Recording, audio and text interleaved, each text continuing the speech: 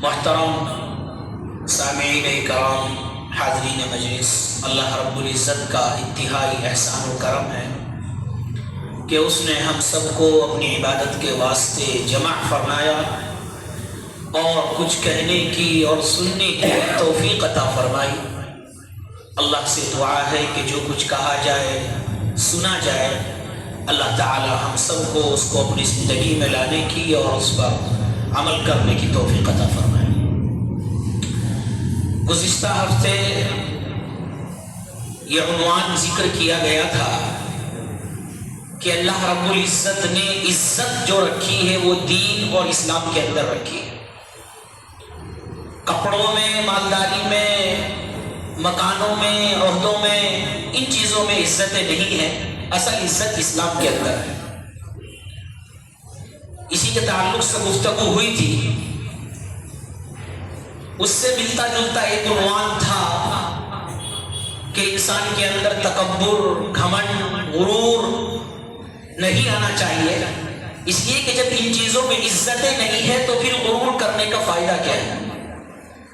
تو عنوان تو یہ آنا چاہیے تھا آج، لیکن ہم سب کو معلوم ہے کہ آج 26/6 رجب کی تاریخ ہے، اور مشہور قول کے مطابق، یہ تو اور بھی اقوال ہیں، مشہور قول کے مطابق آقا نامدار صلی اللہ علیہ وسلم کو اس رات میں، یعنی 27 جو شروع ہونے اور 26 کے بعد جو شروع ہوتی ہے، 27ویں رات، 27ویں رجب کی جو رات ہے، اس میں اللہ کے رسول صلی اللہ علیہ وسلم کو معراج ہے۔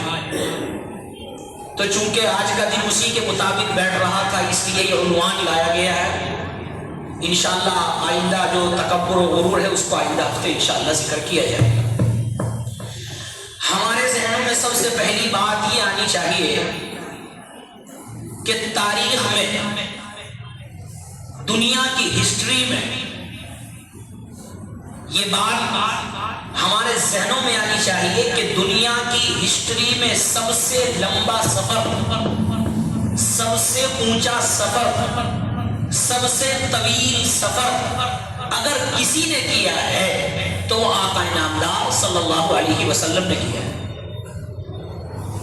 چونکہ زمینوں سے لے کر، فرش سے لے کر عرش پر جانا، سدرۃ المنتہا تک جانا، عرش معلیٰ تک جانا، اللہ رب العزت سے ہم کلام ہونا، گفتگو کرنا، آخری حد تک پہنچنا، وہاں تک پہنچے جہاں تک کوئی نہ پہنچ سکا، نہ پہنچ سکتا ہے۔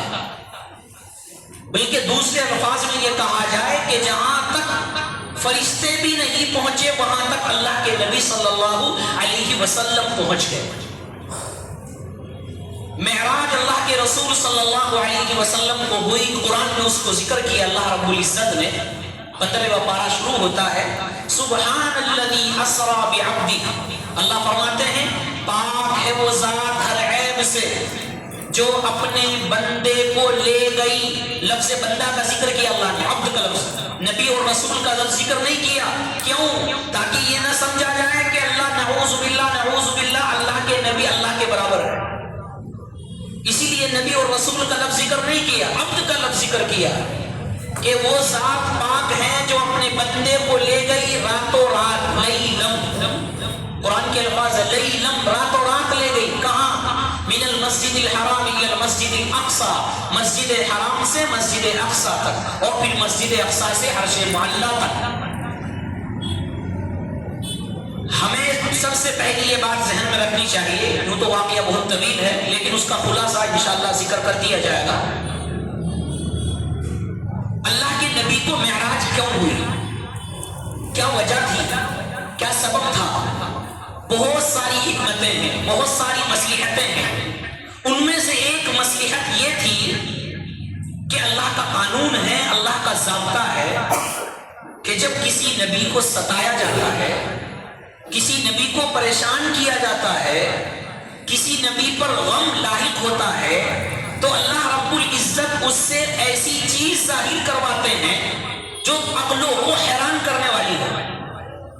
حضرت موسیٰ علیہ السلام کو لوگوں نے جھٹلایا، ان کی نبوت کو جھٹلایا، ان کی رسالت کو جھٹلایا، ان کی ذات کو کو جھٹلایا، اللہ کا انکار کیا، رسالت کا انکار کیا، تو ایسے وقت میں اللہ نے کیا معجزہ دیا؟ سب کے سامنے اللہ نے کہا موسیٰ کو، موسیٰ عصا ڈال دو، عصا ڈال دیا گیا، اللہ نے اس کو اژدہا بنا دیا، عقلوں کو حیران کرنے والا۔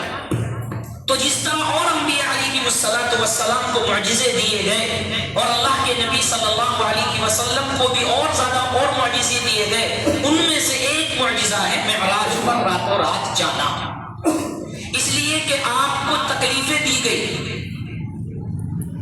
آپ کے چچا کا انتقال ہوا، آپ کی پیاری شریک حیات حضرت خدیجہ الکبریٰ کا انتقال ہوا ایک ہی سال میں، جس کو احادیث میں عام الحزن کہا جاتا ہے، غم کا سال، اس میں آپ کے چچا کا بھی انتقال ہوا اور آپ کی بیوی کا بھی انتقال ہوا، ایک ہی وقفے میں، وقفے کے بعد انتقال ہوا ایک ہی سال میں، اس لیے حدیث میں اس کو کہا گیا عام الحزن، غم کا سال۔ تو چونکہ حضرت آپ کے چچا بھی انتقال کر گئے، بیوی بھی انتقال کر گئی، اور پھر طائف کا منظر ہوا کہ آپ کو مارا گیا، یعنی آپ کو لہو لہان کیا گیا، آپ پر کوڑے، آپ پر پتھر پھینکے گئے، اور طائف کا منظر ہم سب کے سامنے ہے کہ آپ کے نالین مبارک، آپ کے قدموں سے خون چلا، یہاں تک کہ اللہ کے نبی کہنے لگے اللہ اگر آپ ناراض ہیں تو میں آپ کو راضی کرتا ہوں۔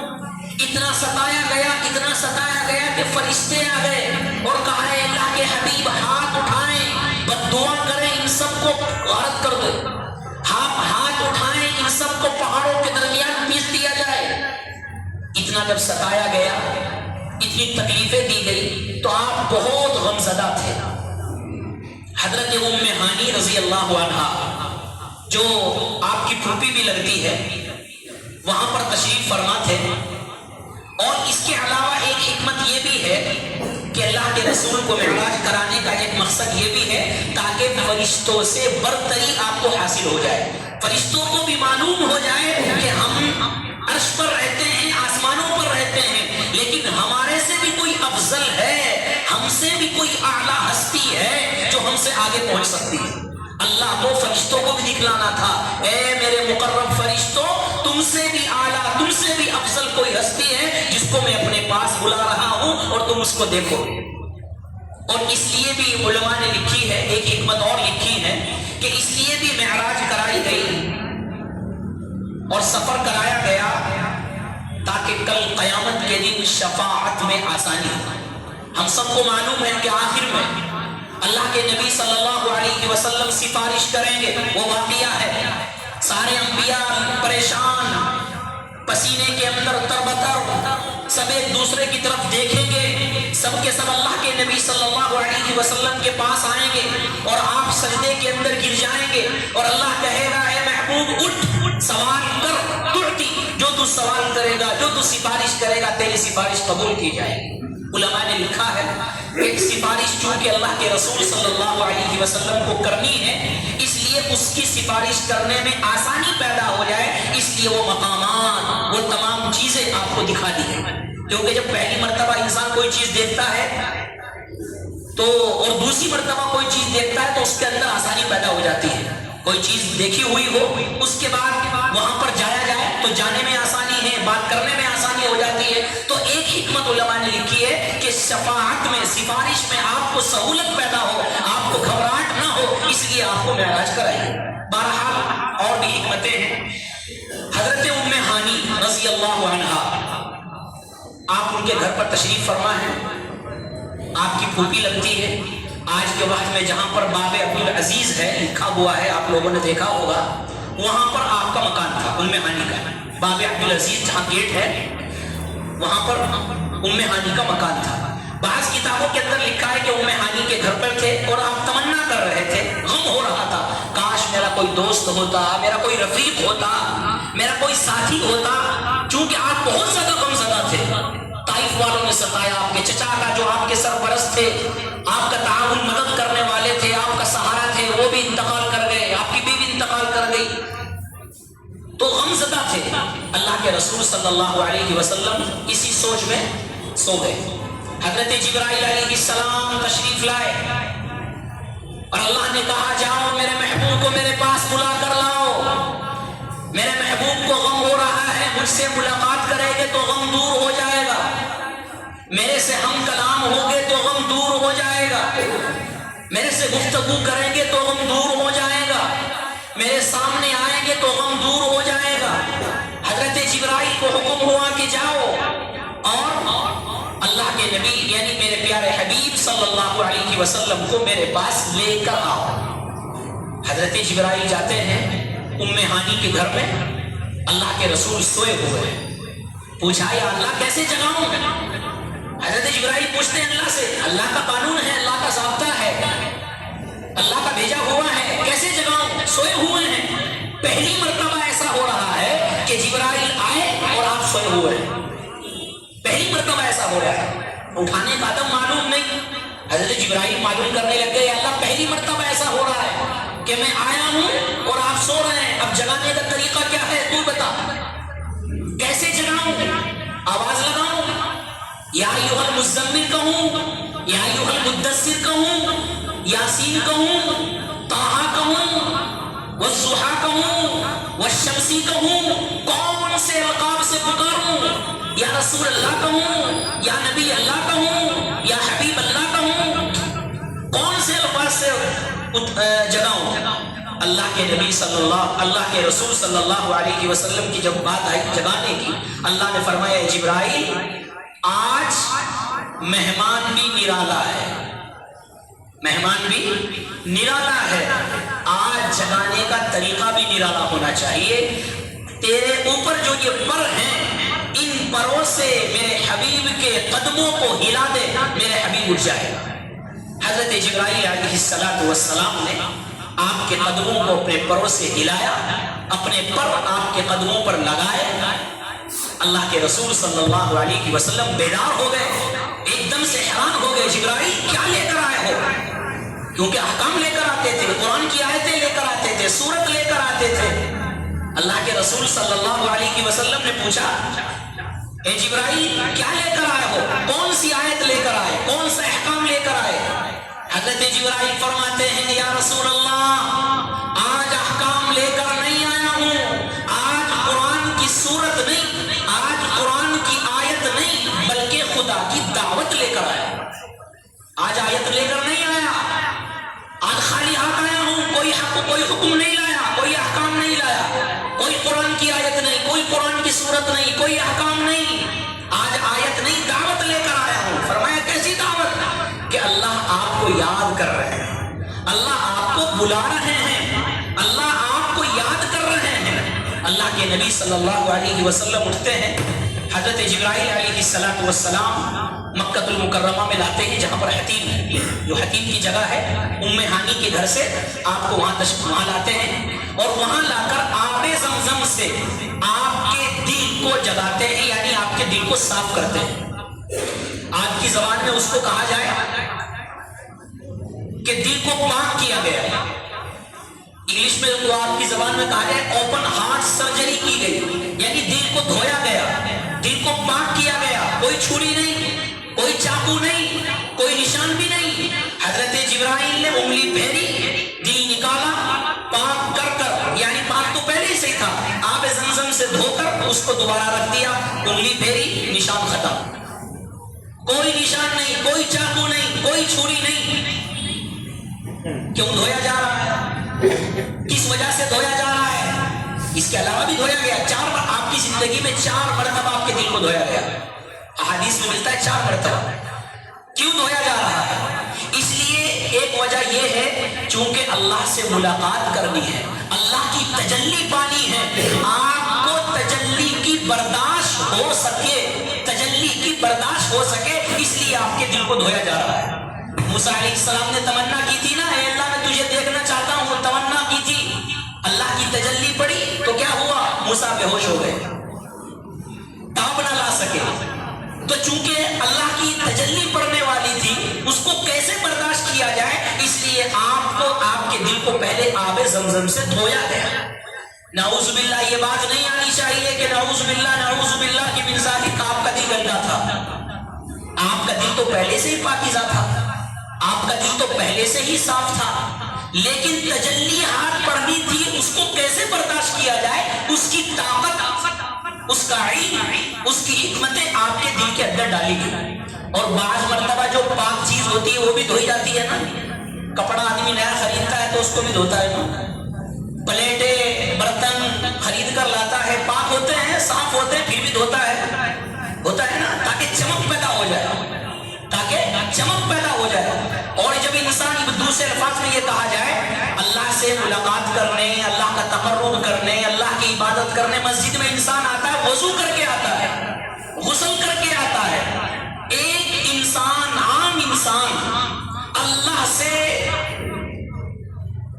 اللہ کی عبادت کرنے کے لیے، اللہ کا تقرب حاصل کرنے کے لیے مسجد میں وضو کر غسل کر آ رہا ہے. ایک نبی اللہ سے ملاقات کرنے جب جا رہا ہے تو وہ دل کو دھو کر نہیں تو اور کیا جائے گا؟ سمجھ میں نہیں؟ تو بہرحال دل اس لیے دھویا گیا کہ تاکہ تجلیات الہی کو برداشت کیا جا سکے. اللہ کے رسول صلی اللہ علیہ وسلم کو سفر کرایا گیا. شروع میں 2 سفر، ایک سفر مسجد حرام سے مسجد اقصی تک، 2000 سے زیادہ کلومیٹر تک کا سفر ہے وہ. اس کے لیے براق لایا گیا، اور براق کی مقدار ہے، احادیث میں ملتی ہے، آنکھ کی جو روشنی ہے نا، آنکھ کی جو روشنی جہاں تک وہ پڑتی ہے، ایک دم سے پڑتی ہے نا، انسان آنکھ کھولتا ہے تو جہاں تک انسان کی روشنی پڑتی ہے آنکھوں کی، کتنی تیز، سیکنڈ کے حساب سے بھی بہت، سیکنڈ سے بھی کم انسان کی پہنچ جاتی ہے. جتنی کم سیکنڈ میں انسان کی آنکھ کی روشنی سامنے پڑتی ہے، اس سے کہیں زیادہ اس براق کا قدم لگتا تھا. بعضوں نے اس کی تفصیل لکھی، 1,86,000 مربع میل 1 سیکنڈ کے اندر وہ براق چلتا تھا. یہ مقدار سائنسدانوں نے لکھی ہے. بہرحال براق پر آپ سفر کر رہے ہیں، مسجد اقصی جا رہے ہیں، راستے میں متعدد جگہ آپ رکے ہیں. آپ کو ایک جگہ رکایا گیا، آپ نے 2 رکعت نفل پڑھی. پوچھا یہ کون سی جگہ ہے؟ جبرائیل نے کہا یہ وہ جگہ ہے جہاں آپ ہجرت کرنے والے ہیں، یعنی مدینہ. آگے چلے، اللہ کے نبی صلی اللہ علیہ وسلم کو خوشبو آ رہی ہے. پوچھا یہ کس کی خبر ہے، خوشبو آ رہی ہے؟ کہا گیا یہ فرعون کی باندی تھی ایک، جس کا نام تھا مشاطہ. فرعون نے اس کو مارا تھا، فرعون کو وہ خدا نہیں مانتی تھی.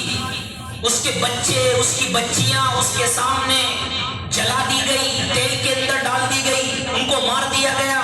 لیکن لیکن مشاطہ اپنے ایمان سے نہیں پھری، اپنے ایمان کو بچا کر اس دنیا سے چلی گئی. اللہ نے انعام یہ دیا ہے کہ اس کی قبر سے خوشبو آ رہی ہے، اس کی قبر سے خوشبو آ رہی ہے. اللہ کا جو اللہ کے لیے قربان کرتا ہے نا اپنی چیزوں کو، اللہ رب العزت دنیا میں اس کی عزتیں کرواتا ہے. بہرحال اللہ کے رسول صلی اللہ علیہ وسلم مسجد اقصی گئے، براق کو باندھا گیا. تمام انبیاء علیہ السلام انتظار میں، تمام کی روحیں آ گئی، تمام انبیاء علیہ السلام تشریف فرما ہیں، انتظار میں ہیں کس کے؟ آقا نامدار صلی اللہ علیہ وسلم کے، کہ آپ آنے ہیں اور آپ کو نماز پڑھانی ہے، امامت کرانی ہے. چونکہ آپ امام الانبیاء ہیں. اللہ کے رسول صلی اللہ علیہ وسلم مسجد اقصی گئے. حضرت جبرائیل بھی ہے جو اذان دیتے ہیں، حضرت میکائیل ہیں اقامت دیتے ہیں، تمام انبیاء علیہ السلام ہیں جو دیکھ رہے ہیں کہ نبی آنے والے ہیں. اللہ کے رسول آتے ہیں، مصلی پر جاتے ہیں، نماز پڑھاتے ہیں. کیوں؟ یہ بتانے کے لیے کہ انبیاء پہلے بھی آئے، موسیٰ، عیسیٰ، یوسف، آدم، تمام انبیاء آئے، لیکن ان تمام نبیوں میں سب سے افضل، سب سے اعلیٰ اگر کوئی نبی ہے تو میرا نبی ہے. اس لیے کہ جب تمام انبیاء ہو، ایک جیسے ہو، تمام ایک جیسے ہو، اور کسی کو امامت کے لیے کھڑا کیا جائے تو سمجھا جائے گا بھائی جتنے لوگ ہیں یہ ان میں یہ سب سے اعلیٰ ہے. تمام علماء ہو، 10-15 علماء ہو، اور 10-15 میں سے کسی ایک کو چھانٹ دیا جائے تو کیا سمجھا جاتا ہے؟ بھائی ان کے مقابلے میں یہ زیادہ علم والا ہے. تو اللہ کے نبی صلی اللہ علیہ وسلم نبیوں کو امامت کروا رہے ہیں. یہ پیغام دینا تھا اللہ کو، یہ تمام نبیوں میں افضل اور اعلیٰ اللہ کے نبی صلی اللہ علیہ وسلم. بہرحال خلاصہ یہ، اس کے بعد آپ کو سفر ہوا معراج کا، 7 آسمان، سب سے ملاقات، حضرت آدم، حضرت موسیٰ، حضرت عیسیٰ، ابراہیم، سب سے ملاقات ہوئی. سدرۃ المنتہا تک جب پہنچے، حضرت جبرائیل نے کہا یا رسول اللہ میں آگے نہیں جا سکتا. کیوں؟ सिदरतुल मुंतहा से आगे नहीं जा सकता। क्यों? इसलिए कि मेरी पहुंच यहीं तक है। दूसरे अल्फाज में कहा जाए मेरा वीजा यहीं तक है। क्यों? इसलिए कि अगर आगे जाऊंगा मेरे पर जल जाएगा, आगे जाऊंगा मेरे पर जल जाएंगे।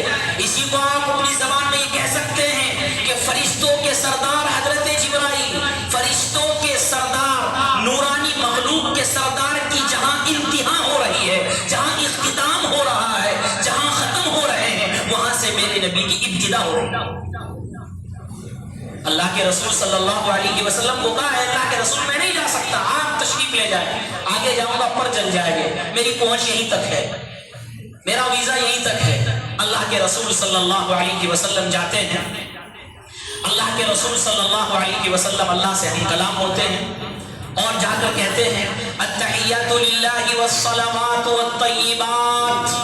ए अल्लाह पूछते हैं नबी क्या लाए हैं? अल्लाह के नबी फरमाते हैं ए अल्लाह मेरी कौली इबादतें, यानी वो इबादतें जो जबान से की गई है, मेरी माली इबादतें जो मैंने माल से इबादतें की है, मेरी बदनी इबादतें जो मैंने बदन से की है, वो अत्तहिय्यातु लिल्लाह ए अल्लाह तेरे लिए। दूसरे अल्फाज में कहा जाए मेरा जिक्र व अज़कार तेरे लिए, मेरी तस्बीह तेरे लिए है, मेरी इबादतें तेरे लिए है, मेरा क़याम मेरा सुजूद मेरा क़याम मेरा सुजूद तेरे लिए है, बदर में जाना तेरे लिए, उहद में जाना तेरे लिए, हुनैन में जाना तेरे लिए, तबूक में जाना तेरे लिए है। ये तमाम चीजें अल्लाह में लेकर आया हूं, सारी इबादतें तेरे लिए हैं, ये लेकर मैं तेरे पास आया हूं।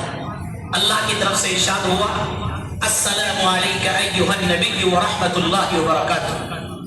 ए नबी आप पर सलामती हो और रहमतें हो। अल्लाह ने फरमाया तो अल्लाह के नबी वहां पर हम लोगों को नहीं भूले। अल्लाह के नबी ने देखा कि अल्लाह रब्बुल इज्जत रहमतें भेज रहे हैं, सलाम भेज रहे हैं। अल्लाह के नबी ने फरमाया अस्सलामु अलैना व अला इबादिल्लाहिस सालिहीन। सलामती हो हम पर भी और मेरी उम्मत के नेक बंदों पर भी सलामती हो। ये देखो यहाँ पर मुफस्सिरीन लिखते हैं कि अल्लाह के नबी सल्लल्लाहु अलैहि वसल्लम अल्लाह के सामने भी अपनी उम्मत को नहीं भूल रहे। क्या फरमाया? अस्सलामु अलैना व अला इबादिल्लाहिस सालिहीन। मेरे ऊपर हम पर भी सलामती हो और मेरी उम्मत के नेक लोग, मेरी उम्मत के लोगों जो मोमिन हैं, मुस्लिम हैं, कलमे वाले हैं, उन पर भी सलामती हो।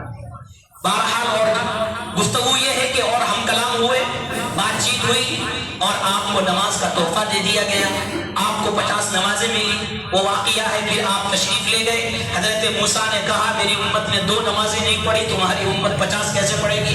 वो एक वाक़िया है। आप फिर जाते हैं, फिर आते हैं, फिर जाते हैं, फिर आते हैं, कम होते होते होते ये नमाजें 5 रह गई। हजरत मूसा ने फिर कहा ए अल्लाह के नबी आप दोबारा जाइए, कुछ कम करा कर आइए। अल्लाह के नबी ने फरमाया मुझे जाते हुए शर्म आती है, लेकिन ये अल्लाह ने बता दिया ए नबी जाइए, तुम्हारी उम्मत पर 5 नमाजें फर्ज कर दी गई है, लेकिन 5 नमाजें पढ़ेगी 50 का सवाब दिया जाएगा। 5 पढ़ेगी 50 का सवाब दिया जाएगा। ये अल्लाह के रसूल सल्लल्लाहु अलैहि वसल्लम को गोया के एक तोहफा मिला है। और इसी तरह अल्लाह के नबी सल्लल्लाहु अलैहि वसल्लम को जन्नत की सैर कराई गई, जहन्नम की सैर कराई गई, मुख्तलिफ मकामात दिए गए, दिखाए गए। मकाम शफाअत जहाँ पर सिफारिश करनी है, शफाअत करनी है, वो जगह दिखाई गई। नेक अमाल कहाँ पर लिखे जाते हैं वो जगह दिखाई गई। मुख्तलिफ मकामात, मुख्तलिफ चीजें आपको दिखाई गई। हदीस में लिखा है अल्लाह के नबी सल्लल्लाहु अलैहि वसल्लम ने देखा कुछ लोग हैं अपने चेहरों को नोच रहे हैं। पूछा है जिब्राइल ये कौन है? फरमाया गीबत करने वाले हैं, ये गीबत करने वाले हैं जो दुनिया के अंदर गीबतें किया करते थे। अल्लाह ने उनको ये अजाब दिया है। आगे चले, आगे देखा कुछ लोग हैं जिनके पेट फूले हुए हैं और उन पेटों के अंदर पत्थर हैं और बाद रिवायात में है कि वो पत्थर खा रहे हैं। पूछा है जिब्राइल ये कौन है? कहा कि ये सूदखोर है। क्या कहा? ये सूदखोर है। आगे चले, इसी तरह और भी आगे चले, कुछ लोग हैं अपने सरों पर पत्थर मार रहे हैं। अल्लाह के नबी ने पूछा ए जिब्राइल ये कौन है जो अपने सरों पर पत्थर मार रहे हैं? फरमाया ये वो लोग हैं जो नमाज में सुस्ती करते थे, काहिली करते थे, नमाज को छोड़ते थे। नमाज के छोड़ने का अज़ाब अल्लाह کو دے رہا ہے، اور بھی مختلف عذاب دکھائے گئے، مختلف چیزیں دکھائی گئی۔ بہرحال خلاصہ یہ ہے کہ اللہ کے رسول صلی اللہ علیہ وسلم کو معراج کرائی گئی، اور ہمارا یہ عقیدہ ہے کہ آپ کو جو معراج ہوئی ہے جسمانی بھی ہوئی ہے، جسمانی ہوئی ہے۔ بعض لوگ کہتے تھے خواب کے اندر ہوئی ہے، خواب کے اندر نہیں بلکہ جسم آپ کا جسم وہاں پر گیا ہے، جسم کے ساتھ روح کے ساتھ آپ کو معراج ہوئی ہے۔ یہ اللہ کے نبی صلی اللہ علیہ وسلم کو ایک اعلیٰ معجزہ، ایک اعلیٰ مقام، ایک اعلیٰ درجہ دیا گیا ہے کہ آپ علیہ السلام کو معراج کرائی گئی۔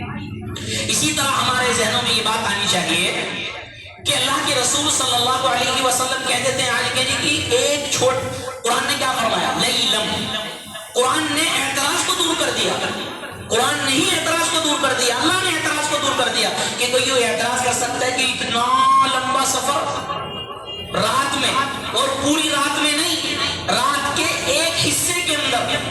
احادیث میں یہ لکھا ہے کہ اللہ کے نبی صلی اللہ علیہ وسلم جب تشریف لائے بستر چھوڑ کر گئے تھے، بستر گرم کا گرم تھا، بستر گرم کا گرم تھا، یعنی قریب ایک وقفہ، رات کا ایک حصہ، چھوٹے سے حصے میں اللہ کے رسول صلی اللہ علیہ وسلم کو معراج ہوئی۔ اور پہلے دور میں اس کو سمجھنا مشکل تھا، آج کے دور میں سمجھنا تو بہت آسان ہے، اس لیے کہ آج کل تو 5 دن کے سفر 2 گھنٹے میں طے ہو رہے ہیں، ہوائی جہاز کا سفر ہے، جہاں پر لوگ نہیں جا سکتے تھے آج وہاں بھی جا رہے ہیں، آج کل تو لوگ چاند پر جا رہے ہیں، گھنٹوں کا سفر منٹوں میں ہو رہا ہے۔ تو آج دنیا گھنٹوں کا سفر 1 منٹ میں کر رہی ہے، تو وہ خدا وحدہ لا شریک جو بادشاہوں کا بادشاہ ہے، خالق کائنات ہے، مالک کائنات ہے، اس کو ایک رات میں اللہ کے نبی کو وہ سفر کرا دے، اس میں کوئی تعجب کی بات نہیں ہے۔ اللہ تو کن فیکون، اللہ جو چاہتا ہے کرتا ہے۔ معراج کا یہ پیغام ہے سب سے پہلا کہ اللہ کے نبی صلی اللہ علیہ وسلم کو کیا ملی ہے؟ نماز ملی ہے، اس نمازوں کا اہتمام کرو، یہ معراج کا پیغام ہے۔ معراج کا پیغام ہے کہ نمازوں میں کوتاہی اور سستی نہ کرو، تمہاری مسجدیں آباد رہنی چاہیے، یہی معراج کا پیغام ہے۔ آج کل ایک طور پر وہ چلتا ہے جی، پوچھتے ہیں، ابھی آج ہی ایک صبح فون آیا ہمارے ایک تعلق 9:30 بجے کہ معراج کی کوئی الگ سے عبادت ہے کیا، کچھ کرنا ہے کیا؟ میں نے کہا معراج کی عبادت یہی ہے 5 نمازیں وقت پر پڑھو، بس 5 نمازیں جماعت کے ساتھ پڑھ لو، تلاوت قرآن کر لو، الگ سے کچھ کرنے کی ضرورت نہیں، یہی معراج کا پیغام ہے۔ الگ سے کوئی عبادت نہیں، الگ سے کوئی ذکر و اذکار نہیں، الگ سے کوئی جگنے کی رات نہیں، الگ سے کوئی لائٹیں لگانے کی رات نہیں، الگ سے کوئی بجلیاں چمکانے کی رات نہیں ہے، یہ سمجھ گئے؟ کوئی عبادت منقول نہیں ہے اللہ کے نبی سے نہ صحابہ سے، عام عبادت ہے، نماز پڑھے، یہی معراج کا پیغام ہے۔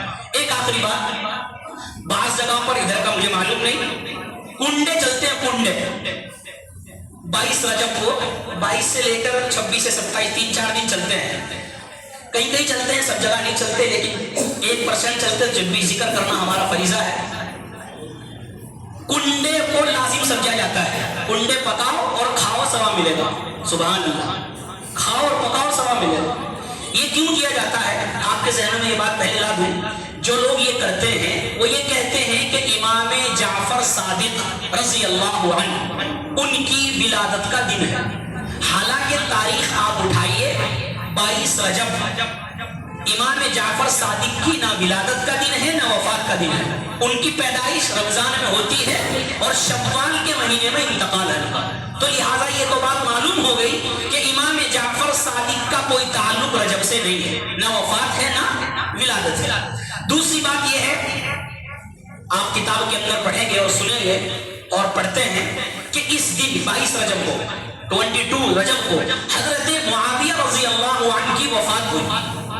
اس دور میں ان لوگوں نے حضرت معاویہ کے دشمنوں نے ان کی وفات کی خوشی میں کنڈے بنائے تھے، ان کی وفات کی خوشی میں جو دشمنان اسلام تھے، دشمنان معاویہ تھے، یہ کہہ لیجیے آپ، اسلام نہیں، دشمنان معاویہ تھے، انہوں نے حضرت معاویہ کی دشمنی میں کہ 22 رجب کو انتقال حضرت معاویہ کا ہوا ہے، ان کی دشمنی میں خوشی میں چپکے سے اپنے گھروں کے اندر کھانا بنایا تھا، شیرینی تقسیم کی تھی اور اس کو کھایا تھا، یہ خوشی کا اظہار تھا۔ تو یہ ہمیں سمجھنا ہے کہ کنڈے در حقیقت کوئی عبادت نہیں ہے، حضرت معاویہ سے دشمنی ہے اور اس کے علاوہ کچھ نہیں۔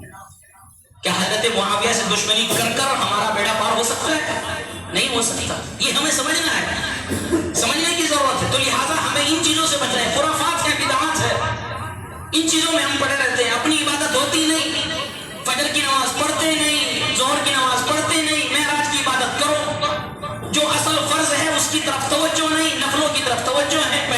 پہلے فرض تو ادا کرو بھائی، پہلے فرض ہے. خالی کھانے سے کون ثواب ملنے والا ہے؟ ایک صاحب کہتے نہیں، پوچھتے ہیں شب برات میں حلوہ پکاتے ہیں، بہت سی جگہ حلوہ پکاتے ہیں، پکانے کو عبادت سمجھا جاتا ہے. تو یہ تو بدعت ہے. پکانے کو ہی اگر عبادت سمجھا گیا، آپ عید کو پکا رہے، بقرعید کو پکا رہے، وہ ایک الگ ہے. لیکن پکانے کو اگر عبادت سمجھا جا رہا ہے تو بدعت ہے. بہت سی جگہوں پہ شب برات کے موقع پر یا رجب کے موقع پر شیر بھی بنائی جاتی ہے، تقسیم کی جاتی ہے عبادت سمجھ کر. حالانکہ کوئی عبادت نہیں. کسی نے پوچھا کہ حلوہ کون سی کتاب میں ہے؟ حلوہ شب برات پہ یا رجب میں کون سی کتاب میں؟ تو جواب تو نہیں تھا. کہا کہ حلوہ کتاب میں نہیں، حلوہ کڑھائی میں. ایسے سے ہیں آپ یوٹیوب پہ دیکھیں، حلوہ کڑھائی میں نہیں، حلوہ کتاب میں نہیں، حلوہ کڑھائی میں. کہا کہ ہم تو کتاب میں دیکھ رہے ہیں کہ ہم کڑھائی میں کر رہے ہیں، کہ تم دیکھتے رہو ہم کھاتے رہیں گے. بے فالتو کی دلیل. نہ کوئی صحابہ سے منقول، نہ کسی نبی سے، نہ کسی صحابی سے، نہ قرآن سے، نہ حدیث سے. یہ خرافات ہیں. ان چیزوں سے ہم کو بچنا چاہیے. معراج کا پیغام یہ ہے بہرحال کہ اللہ کے نبی صلی اللہ علیہ وسلم تشریف لے گئے. ہمارا عقیدہ ہے جسم اور روح کے ساتھ تشریف لے گئے. ہمارا عقیدہ ہے نمازوں کی پابندی ہونی چاہیے. یہ ہر مسلمان کی ذمہ داری ہے، اور یہی مسلمان کی معراج ہے کہ وہ نمازوں کی پابندی کرے. یہی معراج کا پیغام ہے. اللہ تعالیٰ عمل کی توفیق عطا فرمائے.